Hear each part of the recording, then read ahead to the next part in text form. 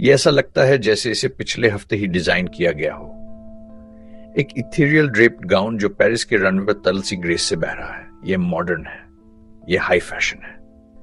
पर अगर मैं कहूं कि इसका असल प्रेरणा 2000 साल से ज्यादा पुरानी एक शैली से आती है, क्या मैं कहूं कि आज के कुछ सबसे कटिंग एज लुक्स का ब्लूप्रिंट मिलान या न्यूयॉर्क के स्टूडियो से नहीं, बल्कि एक प्राचीन भारतीय महाकाव्य के पन्ने से आता है?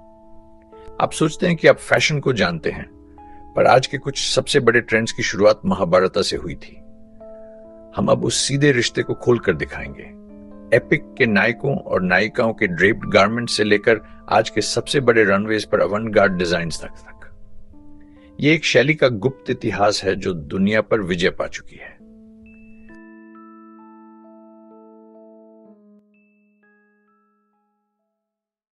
तो एक प्राचीन कविता आपके कपड़ों की अलमारी को कैसे आकार दे सकती है?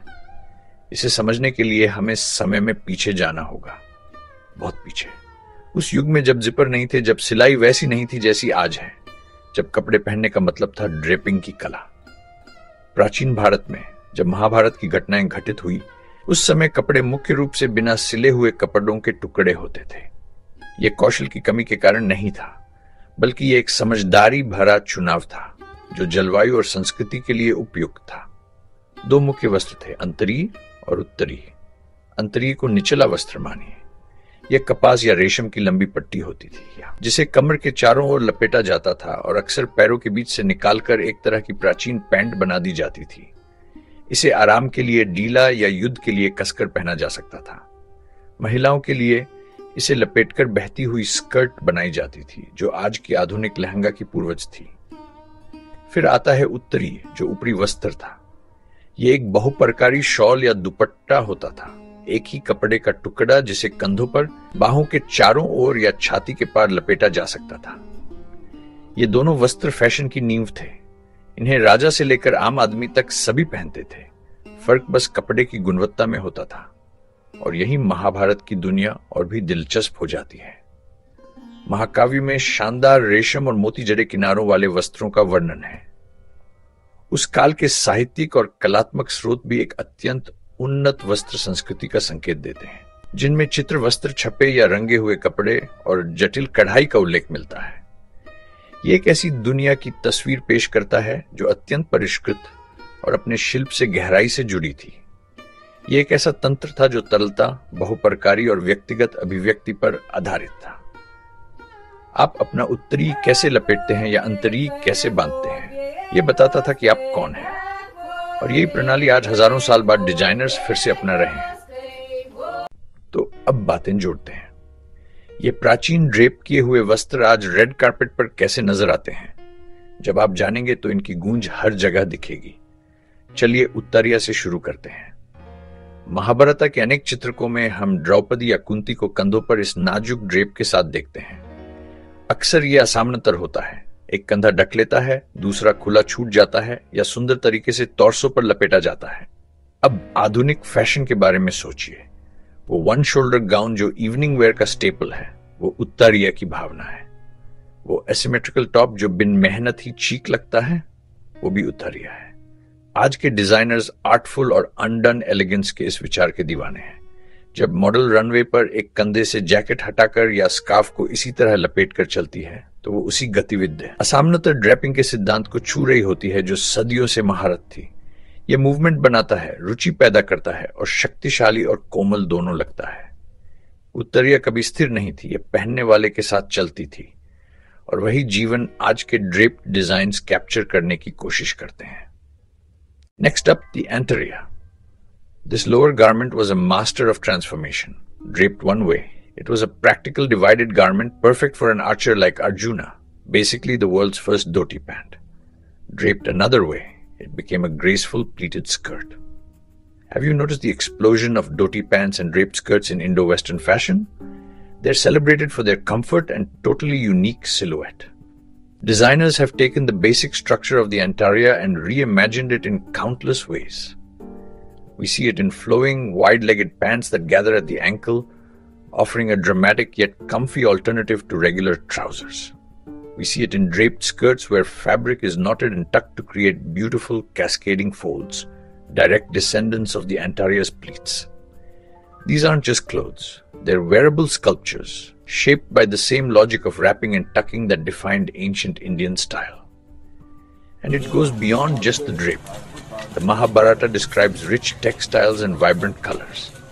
Modern designers like Anju Modi have created entire collections inspired by the epic, using handloom fabrics, intricate embroidery, and even printing motifs of chariots and scenes from the story right onto their garments. They're reviving not just the silhouettes, but the deep love for textile artistry that is so central to the Mahabharata's world. Pretty amazing, right? To see these ancient ideas so alive and kicking in our modern world.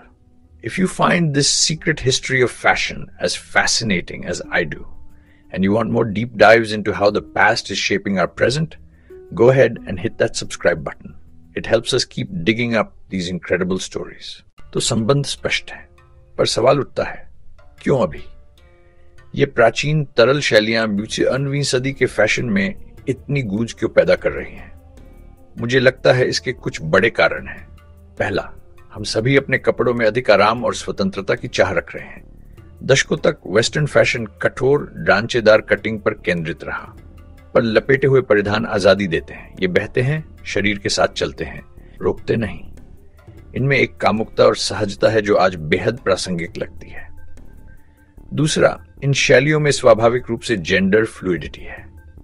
अंतरी और उत्तरी दोनों पुरुष और महिलाएं पहनते थे, बस कपड़े और स्टाइल अलग होते थे।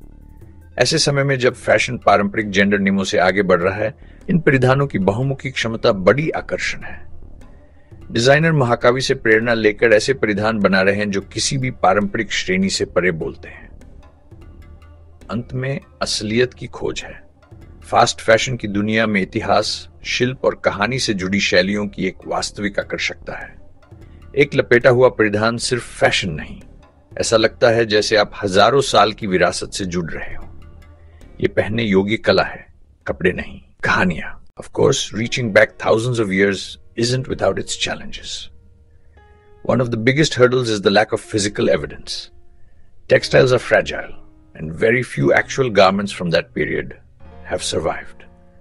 Most of our understanding comes from descriptions in the epic itself, along with sculptures and paintings from later periods that can be more symbolic than literal. This means that costume designers and fashion designers have to become part historian, part detective, studying art and texts to bring the era to life with respect and creativity. In the modern world, the challenge is different: preservation. How do we keep these ancient craft techniques alive? The rise of fast industrial manufacturing is a threat to traditional weaving, dyeing, and embroidery.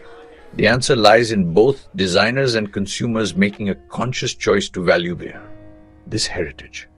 By working with artisan communities, using handloom fabrics, and celebrating the Made in India ethos, designers aren't just borrowing a look, they're helping to carry a priceless legacy into the future. एक सरल बिना सिले कपड़े से एक fashion क्रांति जन्मी। अंतरिया और उत्तरिया महाभारत काल के मूल वस्त्र सिर्फ कपड़े नहीं थे। ये एक ऐसी पोशाक प्रणाली थी जो कोमलता, अनुकूलता और व्यक्तित्व की अभिव्यक्ति पर आधारित थी। हमने देखा कि उत्तरिया की असिमेट्रिक कोमलता हर वन शोल्डर गाउन और कलात्मक ड्रेप स्कार्फ में जिंदा है। हमने देखा कि बहुमुखी अंतरिया ने आज के धोती पैंट और ड्रेप स्कर्ट को जन्म दिया। सिलुएट्स जो पुरातत्व और आधुनिकता दोनों का एहसास दिलाते हैं। फैशन को अक्सर क्षणभंगुर माना जाता है, बस ट्रेंड का चक्र। लेकिन कुछ विचार इतने प्रभावशाली और मूलभूत होते हैं कि कभी सचमुच चले नहीं जाते। ये बस इंतजार करते हैं, हमारी कहानियों के कपड़े में बुने हुए फिर से खोजे जाने के लिए तैयार। तो अगली बार जब आप रेड कार्पेट पर ड्रेप ड्रेस या सड़क पर धोती पैंट देखेंगे तो आप जानेंगे, आप सिर्फ एक कूल आउटफिट नहीं देख रहे, आप एक ऐसे स्टाइल की कहानी देख रहे हैं जो हजारों सालों पुरानी है। एक कहानी जो एक महाकाव्य से शुरू हुई और आज भी सुनाई जा रही है, साबित करते हुए कि सबसे शक्तिशाली ट्रेंड्स सिर्फ पहने नहीं जाते, वो विरासत में मिलते हैं।